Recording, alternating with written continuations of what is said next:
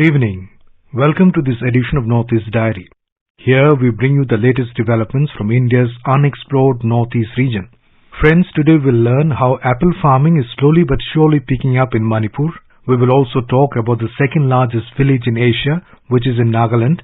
We will also talk about how people are overcoming the challenges posed by COVID-19 pandemic in unique ways.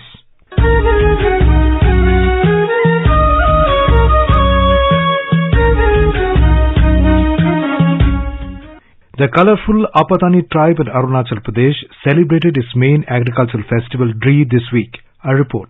The Apatani tribe of Arunachal Pradesh celebrates a well-known agricultural carnival every year on July 5. This farming festivity is called the Dree Festival. It is known to be the biggest and the most eminent festival of the Apatanis of the Jiro Valley.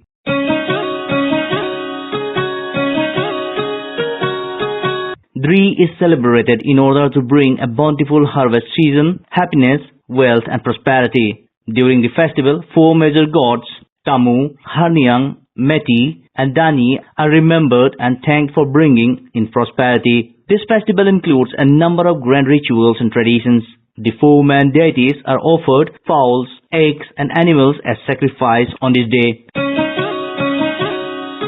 This 3-day-long agricultural festival is joyously celebrated with traditional clothes worn by men, women and children of the tribe. It is one of the best festivals in Arunachal Pradesh. The festival also witnessed feasting, delicious and tangy rice and millet beer, which is served, followed by traditional dances and songs performed by the tribe's young men and women.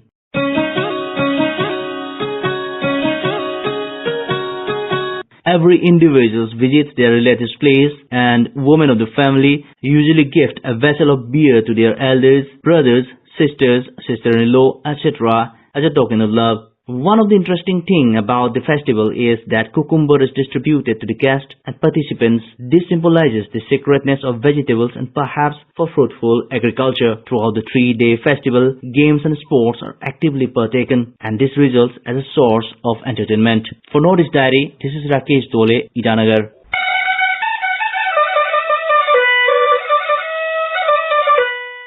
In a major achievement in the field of scientific research, a scientist from Silchar of southern Assam has got an opportunity to represent India in the UNESCO LEAD training program for the curation of variants within the human genome. Here is more from a Silchar correspondent.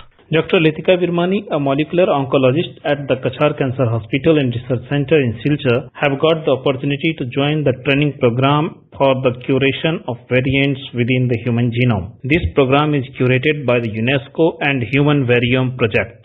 16 participants for the program have been selected from 16 different countries by the UNESCO. Dr. Virmani informed AIR that 6-month-long program will be hosted virtually by Leiden University of the Netherlands. She further added that this training program will focus on curation of human genes and disease databases. The team led by Professor Dr. John Dan Dunan of Leiden University Medical Center will build the Leiden Open Variation Database platform through this program. Dr. Virmani is hopeful that this database will help the medical fraternity to have more insights in the field of oncology and the masses will be benefited with better remedies. For Northeast Diary, this is Ritesh Pathak from Silchar, Assam.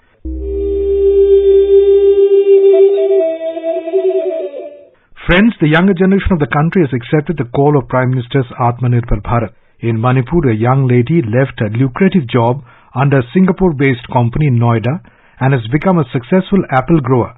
For long, Manipur relied on the apple products from outside Manipur, and the new initiative has given hope that the state may also progress in apple farming. More from our Imphal correspondent, J.J. Thokchum. During the 1990s, there were attempts to plant apple trees in northeast India, but that did not bear any fruit. However, the younger generation has been trying their best to grow apple plants from 2016 onwards in Manipur, and many farmers have taken up the cultivation of apples. Now the expert commented that the low chilling varieties of apples such as Anna, Dorset Golder, Sun Fuji could be planted in northeast India, which do not require long and very low temperature to grow. These varieties of apple also need just about 300 to 500 hours of chilling in a year and best suited for the climate of Manipur that is not too cold. Aungsi Agustina Simre of Poi village of Krul district of Manipur has proven that the apple could be grown in Manipur for commercial purpose. Hailing from the village just next to Myanmar, she left her lucrative job in Noida and came back to her village and started apple cultivation. She undertook necessary training and started planting apples in 2019, which bore fruit this year. While speaking to AIR News, Simre said that farmers of Manipur could take up the apple farming and it could be commercially harvested. She said, I'm Aungsi Simre Agustina Sanyaula. So when I came back home, I felt there were still lots of unexplored ideas, mainly when it comes to plantation of fruits. When I was approached to join the training from CSIR Institute of Himalayan Bioresource Technology for apple plantation, I readily accepted the offer.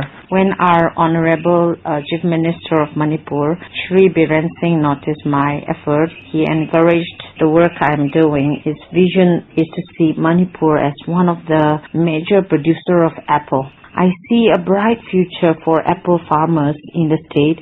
Apart from Aungsi Simre, many villagers of Ukhrul district have harvested apple fruit this year. Manipur Chief Minister N. Biren Singh personally met these farmers and given a case award and announced that they have been appointed to give training on apple farming to villagers. The state government has conducted war on drugs and destroyed acres of poppy plantation. The state government vowed to convert poppy plantation to horticulture cultivation and the mission is progressing in the right direction. This is JJ Thapsom from Imphal for Northeast Diary.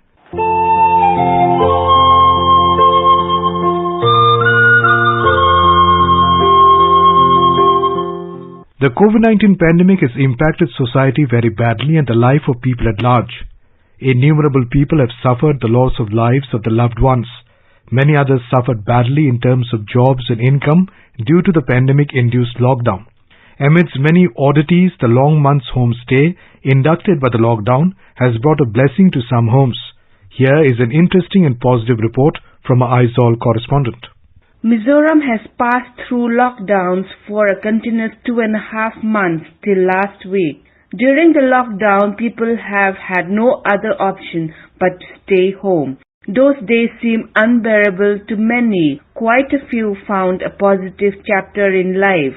Like many, the family of Mrs. Zodini of Aizawl has grown a new culture in her family. She was working with networking marketing, and she never had time to bond with her family. Yet, she was praying for a happy and peaceful family with her husband, having no addiction, but it was missing. Meanwhile, a new chapter has opened up along with a series of lockdowns. A middle-aged woman, Zodini, started her lockdown story by firstly stopping her marketing business. With the days rolling over, her little kids were steered to try cooking, and they picked up the task joyously. Her children now make new recipes and dishes. It has given her added happiness. Zodini has also begun to play the role of a teacher at home, which is also a new act for her. I always dream of having a small, happy family, kids who share their interests and a responsible husband who does not drink. But we were just the opposite. I just don't know how to take measures. Maybe my family needs this pandemic lockdown to come to terms with one another. I always pray to God for a family that understand each other, and maybe this is how God answered my prayers. My alcoholic husband quit drinking for a year now. He bonds well with our children, and that automatically made all the changes in my family.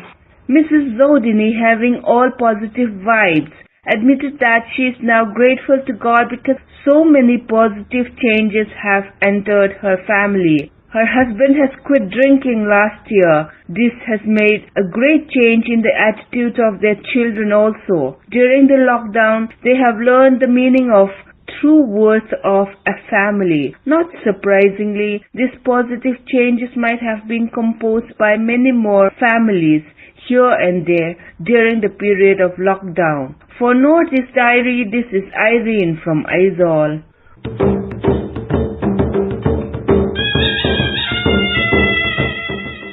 With the COVID-19 pandemic getting almost all the attention of medical professionals, non-COVID patients have been finding it difficult to get the attention and care they require. To address this, an initiative by a group of doctors has come up. With an aim to provide medical attention to non-COVID patients, a group of doctors have come together to introduce Medi-Aid Care in Meghalaya. The initiative is the product of Dr. Sinrang Warjuri, a cardiologist, and Dr. Sameki Warjuri, who is a physiologist, along with others, aimed at providing medical attention the non-COVID patients deserve. The team takes consultation over phone and via messaging platforms like WhatsApp and also conducts home care visits if the situation demands. The team receives calls mostly relating to care for elderly patients. They have also been tending to diabetes patients, heart patients and cancer patients among others. In addition to following all the necessary COVID-19 protocols prescribed by the State Health Department, the Medi-Aid team also ensures that patients are tested for COVID-19 if they show any symptoms. Janicelyn Mary Lingdo, whose father is an Alzheimer's patient, is grateful to the services provided by the Medi-Aid team and says, My name is Janicelyn Mary Pungro, and I'm here today to just tell you about a very in-time facility that Shillong City has experienced, especially during this COVID pandemic, and that is about the Medi-Aid team facility that we have in the city. And I'm sure it's available in other parts of Shillong also. My father is an Alzheimer's patient. He has been bedridden for the last 3 years. And at this point in time with the pandemic that is going on, with the, a lot of cases happening in the hospitals and other areas, it is slightly difficult for me to take my father to the hospital. But as such, being an Alzheimer's patient, there are certain complications that though we have been giving him home treatment for the last 3 years, there comes a point in time where I need medical assistance and where I also need medical experts and, doctors and nurses to come visit our home from time to time. And this has happened about maybe 2 weeks ago. I might say that my father took pretty much ill. He was not in the best of health, and I realized that our home nurses, myself and my mom, we were a little bit lost for kind of medical assistance because we're not experts in this field. They were very prompt from the day that we contacted them till date also. In fact, over the phone, over WhatsApp, if not physically present, they do visit us. And I must say that to anyone out there, who requires assistance, don't hesitate to call up the Medi-Aid. And we must thank them and thank the team for their relentless effort. Any time of the night or day, they are there present and with, very kind of reassurance that they give to us all. According to the doctors, many people are taking the benefits provided by Medi-Aid team from time to time, and it has been able to help a number of patients to a large extent. It is with interventions such as these that the severe disruptions brought about by the pandemic, even within the healthcare fields, are tided over to a certain extent. This is Rustam for Northeast Diary from Shillong.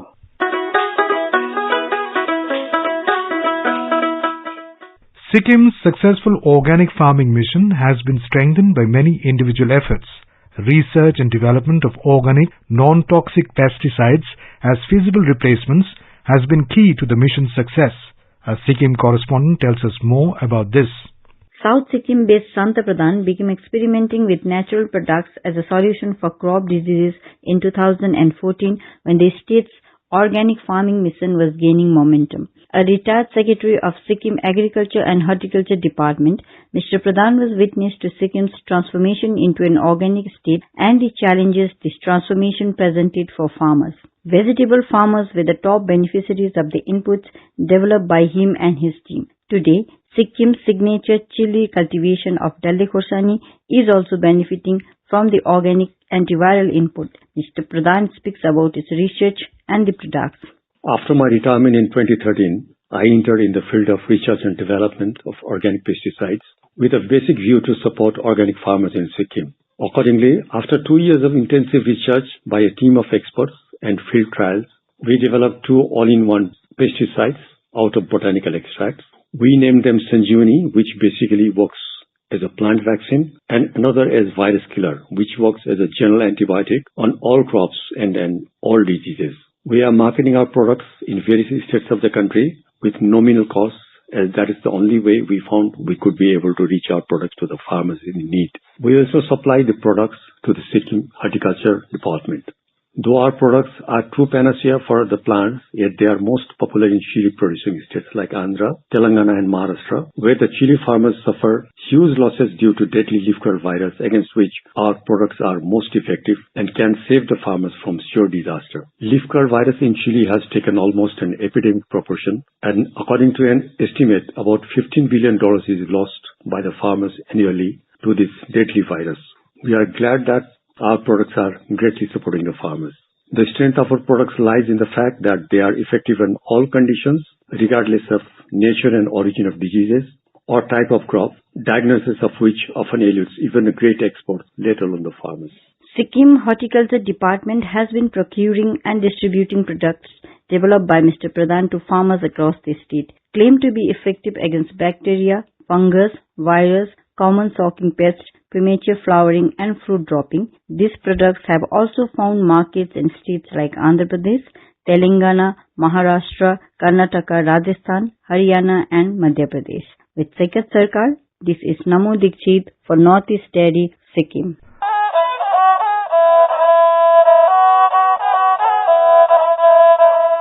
Rubber has always been called rich men's wood so far as growers' capacity and investment is concerned. But this concept has been proved wrong, as the patronage of earlier Planning Commission gave a nod to plant natural rubber in Tripura for rehabilitation of Jumia farmers or shifting cultivators. For long years, this plantation of natural rubber has given a strong means of livelihood to thousands of tribal as well as non-tribal people of Tripura. Presently, it looks forward to more growth, more standardized plantation, more quality upgradation and industrialization. In this episode, the chairman of the Rubber Board talked about many aspects of economic development through rubber plantations in Tripura. Let's listen in.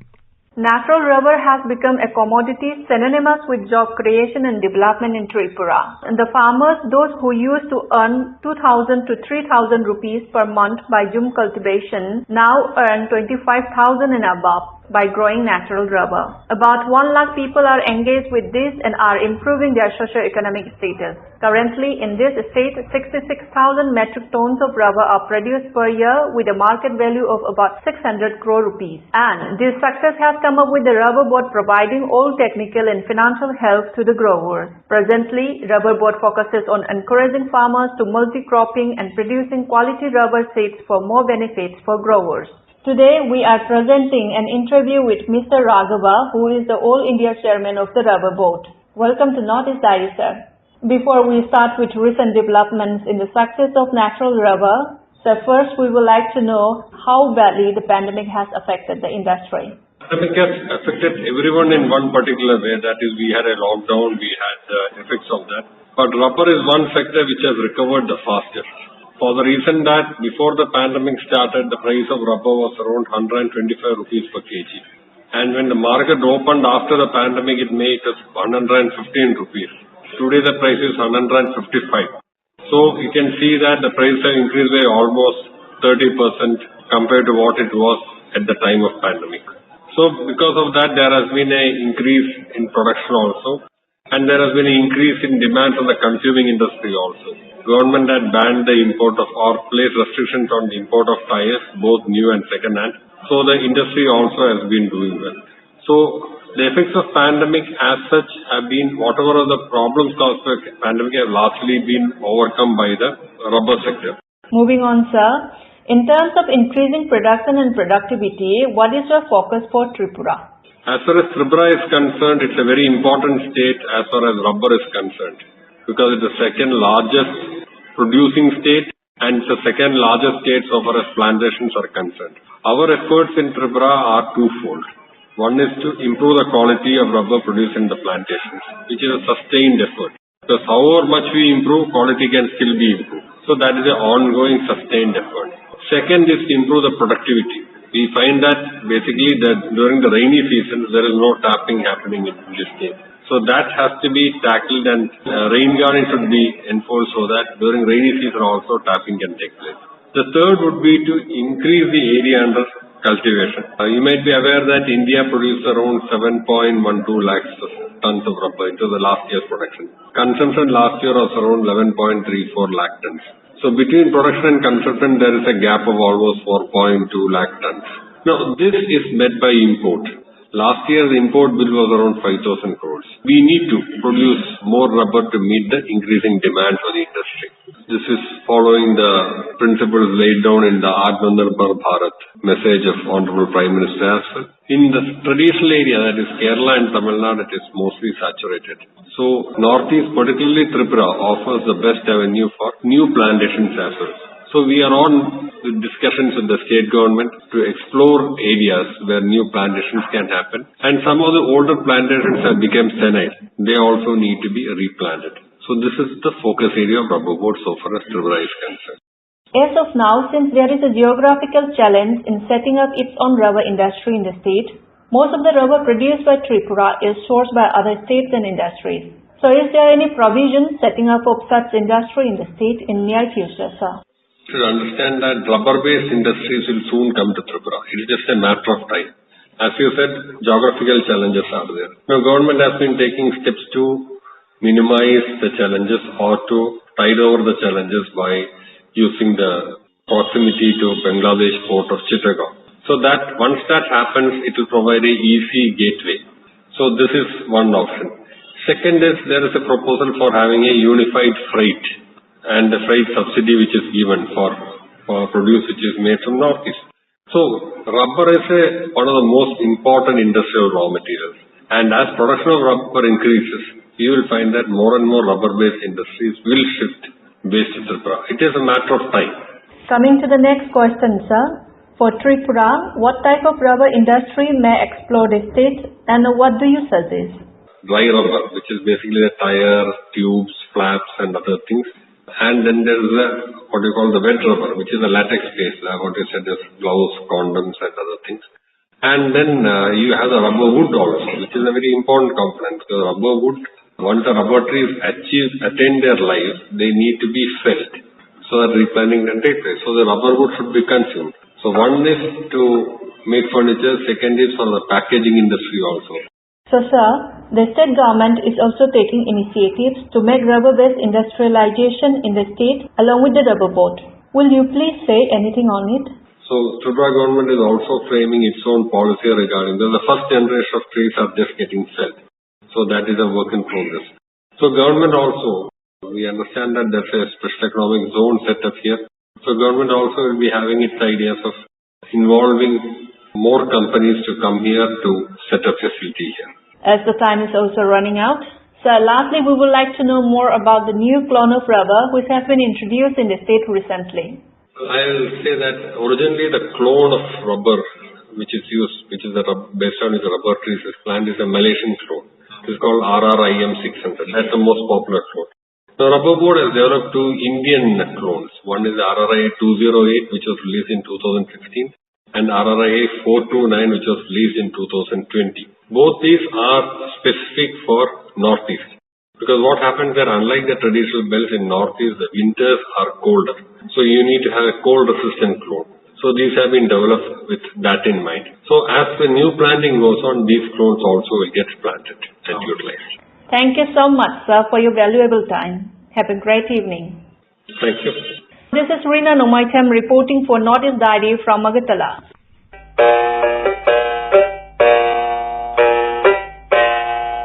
Northeast India is soul-stirring with a geography as unique as the culture of this part of the country. There are innumerable things that one can boast about this region, but being home to the second largest village in Asia makes it all the more endearing for inquisitive travelers. The village is called Kohima village in Nagaland. It is also known as Barabasti, which literally translates to big village. Located on a high hill, this village faces Kohima town and is blessed with natural beauty and rich culture and tradition in abundance. Originally known as Kewira, Kohima village of Barabasti was established when the British Empire built their headquarters in 1879. The name Kohima was officially given by the British as they could not pronounce The Angami name of Kehwira in Tenidia translates for the land where the flower kehui grows. It is called after the wild flowering plant kehui found in the mountains. Barabasti was actually an old settlement of the Angami people, which eventually turned into Kohima town. It officially became the capital after the state of Nagaland was inaugurated in 1963. Kohima was the site of one of the bloodiest battles of the World War II. Fine, beautiful, intricate village gates carving is one of the prominent attractions of this village. The gates has carvings of guns, warriors, and also special marks of prosperity. As per the legends, there are 7 gates and 7 lakes in the village. With population of more than 14,000 people and 4,000 households, Barabasi is divided into 4 tenures, meaning clan. No decision in the village is taken without taking advice from all the clans of the village, thereby ensuring effective institution is in place with regard to village governance. Asonyo from Kohima for Northeast Diary.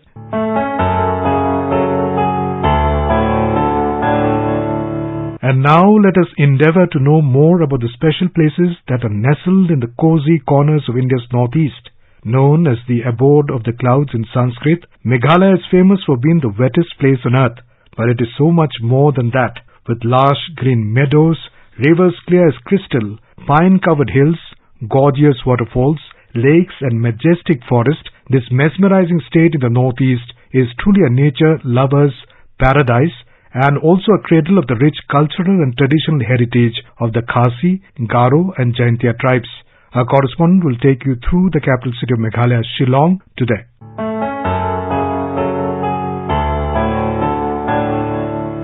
Shillong, the capital of Meghalaya, was once the capital for composite Assam during the British regime and later till a separate state of Meghalaya was formed in the year 1972. The city was once a small village until 1864 when it became the new civil station of the Khasi and Jaintia hills. It remained the summer capital of eastern Bengal and Assam for many years. In 1874, on the formation of Assam as a chief commissioner's province, it was chosen as the capital of the new administration. An earthquake destroyed the city in 1897, necessitating its complete rebuilding. In January 1972, Shillong became the capital of the newly formed state of Meghalaya. The city lies on the Shillong Plateau, which is a rolling tableland and the highest portion of the hill mass that comprises most of Meghalaya. The plateau's western, northern and southern escarpments are called the Garo, Khasi and Jaintia hills. There are many interesting facets of Shillong city. Number 1 being the extensive golf course. Shillong holds within itself the most prodigious and the most enormous golf course in the whole continent.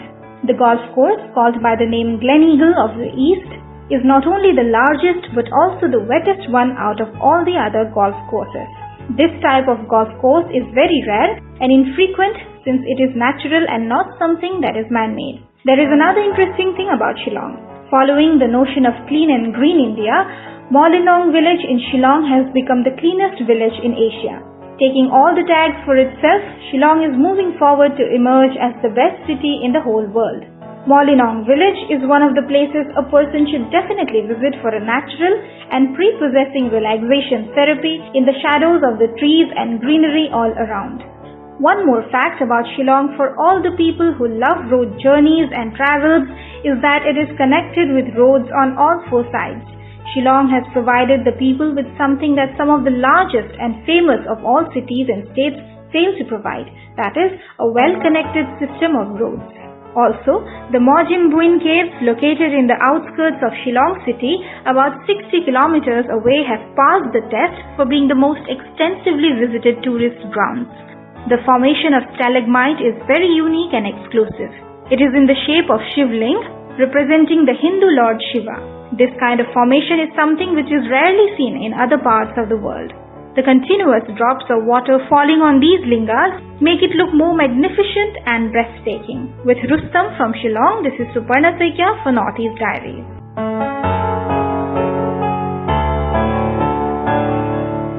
With that, we have come to the end of this edition of Northeast Diary. Do join us next week to hear more stories from this enchanting part of India. Bye-bye.